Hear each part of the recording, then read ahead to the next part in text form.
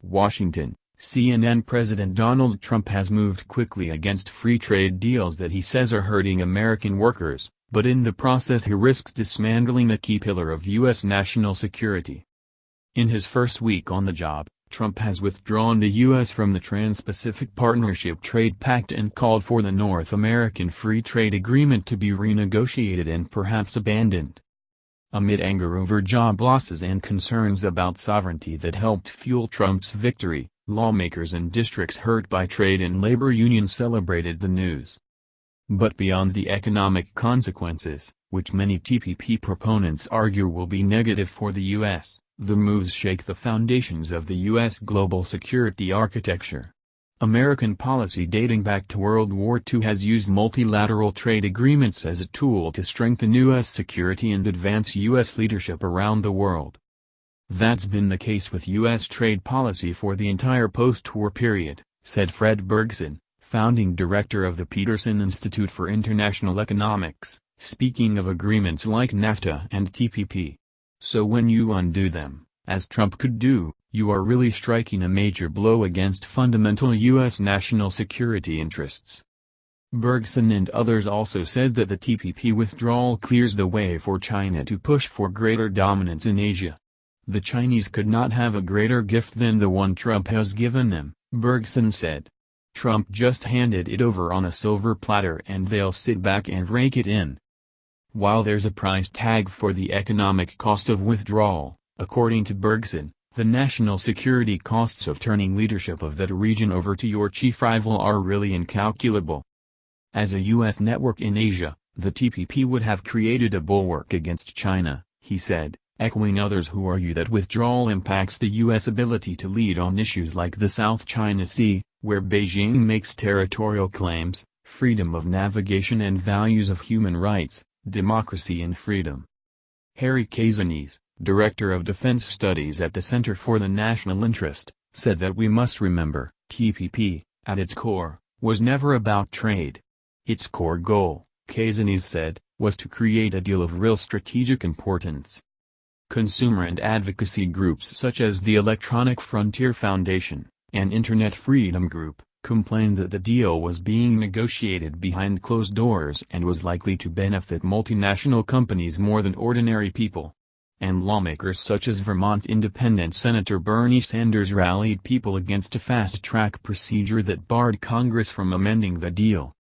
Backers of Trump's approach on trade primarily focus on the economic effects, arguing that having a robust American workforce and GDP will project U.S. strength internationally. Labor unions and lawmakers focused on domestic issues welcomed the idea of a NAFTA rewrite and praised the TPP move. The AFL-CIO tweeted that the TPP cancellation was a good first step toward building trade policies that benefit working people. Wisconsin Senator Tammy Baldwin, a Democrat, wrote Trump on Tuesday saying she supported a new approach to trade deals.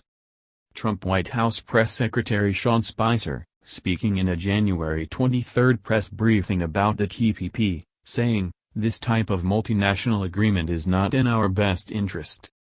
But other lawmakers and analysts contended that the reorientation on trade will have both negative strategic and economic impact.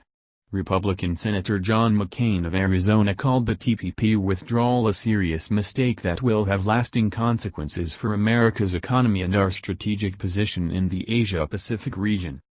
Walter Lohman, director of the Asian Studies Center at the Heritage Foundation, a think tank closely aligned with Vice President Mike Pence, said the U.S. can't simply walk away from the TPP. It would be a mistake not to have a Plan B, Lohman said. We need to have a Plan B, some sort of approach that would demonstrate our interest in the region. There is broad agreement, however, that the 23-year-old NAFTA needs updating. It's one of the issues discussed by a Mexican delegation that visited Washington Wednesday to discuss immigration, trade and security ahead of a visit by President Enrique Pena Nieto. NAFTA was written before we had to worry about intellectual property protections, e-commerce, a whole variety of issues that didn't exist, said Jason Marchak of the Atlantic Council's Adrienne Arst Latin America Center. That said, he added that a withdrawal from the trade pact doesn't benefit American workers or U.S. security, and neither does tension with Mexico. Trump's rhetoric about Mexico could cause problems for security cooperation, Marchak said, recalling the president's campaign description of Mexican immigrants as rapists. Mexico and the U.S. share intelligence and cooperate closely on border security. Mexico also aggressively policies its own southern border to stop Central American migrants headed for the U.S.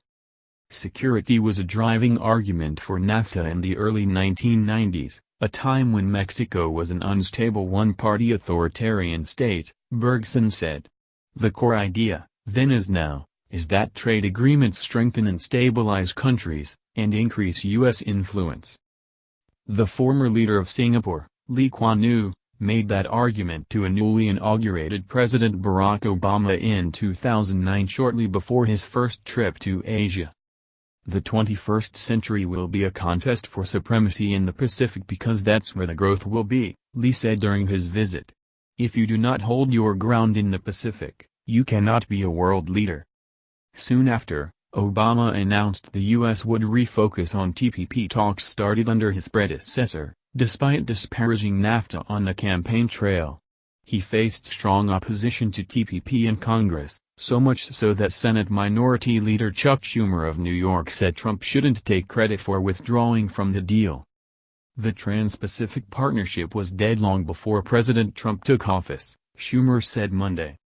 Lohman of the Heritage Foundation said he was looking at the situation practically. It's done, let's move forward, let's find a new way to open up markets and establish rules.